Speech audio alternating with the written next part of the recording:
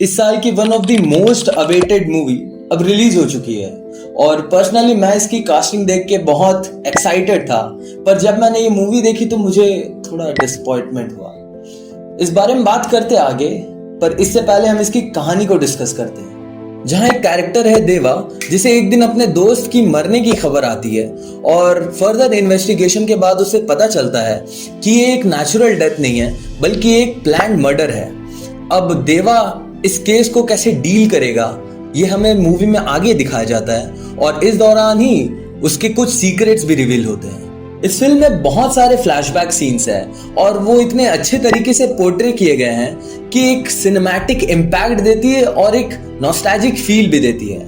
और अगर हम बात करें एक्टर्स के एंट्री सीन्स की तो वो तो क्या कहना, उसके ऊपर बैकग्राउंड स्कोर एकदम कॉम्प्लीमेंट करती है। इसके एस्थेटिक्स बहुत अच्छे हैं, जैसे कि हमें स्क्रीन में बेहतरीन व्यू मिलता है और इसके बैकग्राउंड स्कोर भी बहुत अच्छे हैं। मतलब अनिरुद्ध ने बेहतरीन काम किया है। अगर हम इस मूवी के पॉजिटिव्स की बात करें तो इसकी सेटिंग बहुत अच्छी है, मतलब बहुत स्मूथ है।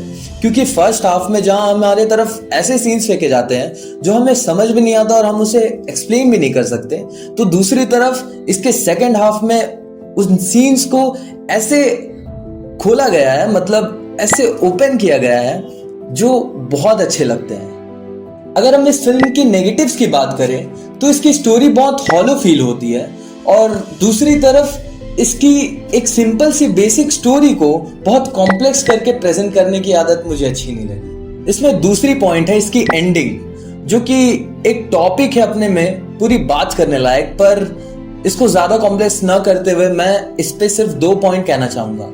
पहला कि जो साइमन कैरेक्टर है नागार्जुन का, वो इतने अच्छे से बिल्डअप किया गया और लास्ट में जाके सिर्फ सैक्रिफाइस किया गया एक रीजन के लिए, और वो है रजनी सर के लिए। मतलब वो कैरेक्टर मेंटेन करने के लिए इतने अच्छे कैरेक्टर को सैक्रिफाइस करना ये बहुत गलत कदम था। और इसी पे दूसरा पॉइंट है कि एक कैमियो जिसकी ना तो जरूरत थी और ना ही मूवी में फिट करने की कुछ भी एक रीजन, तो इसको भी मेरे ख्याल से गलत ही कहेंगे। और एक बात मुझे इस मूवी की बहुत ऑड लगी, जो कि है इसकी एक्शन सीन्स।